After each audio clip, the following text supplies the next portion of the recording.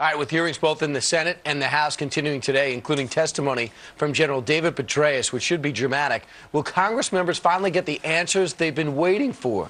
Let's ask Senator Mike Lee, a member of the Committee on Foreign Relations. He joins us live from Washington. Good to see you. Good to be with you. All right, so what did you learn, and what do you hope to continue to learn?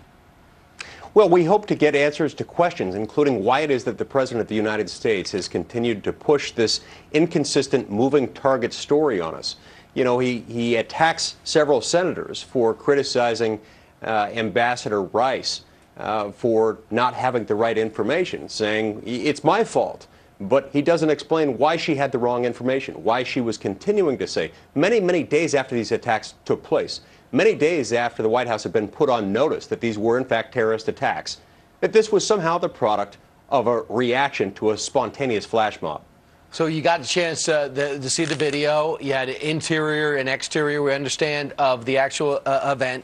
But I understand now, if people want to know why Susan Rice said what she did, it's because the CIA gave her an unclassified briefing before going on 5 network shows to represent the view of the White House.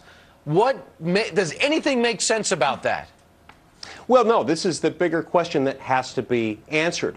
Why is it that the President of the United States is willing to put his personnel out on the line with wrong information, with information that he knew was wrong or had reason to know was wrong? It doesn't make any sense. The President needs to take ownership of this, and especially in a situation like this, where brave Americans have died serving their country.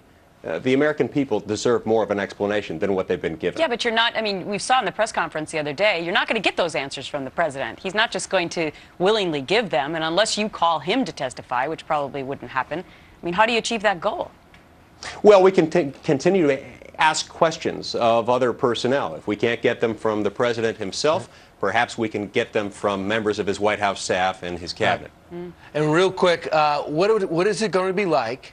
And how are you going to approach the question of former CIA Director General David Petraeus, knowing he essentially is a citizen now and can let it fly? What do you expect? What will you hope to get today? Look, we live in a society in which we depend all the time on people telling the truth. And the fact that he's there as a U.S. citizen as opposed to being there as the director of the CIA doesn't mean that he won't be expected to tell the truth. This is a man who has served a very honorable career in many respects. Senator, his career has been tarnished in other respects. He blamed it on the videotape when he briefed members of Congress 2 days after the attack. And a lot of people were suspect of that, coming from a man who understood terror probably better than any other man on this planet. So the idea that, do you expect him to come in and still say it was a videotape today? No, I don't. And that's all the more reason why he needs to tell the truth today, all the more reason why I think he's going to have every incentive to tell the truth today. Like I say, he's served a distinguished career in many respects. It's been tarnished in recent days by revelations about his own conduct. And I think he's going to want to end on a high note by telling the truth. Right, and nothing takes away from what he's already given to the country as one of America's most recognized and respected generals. Thanks so much, Senator Lee. Thank you.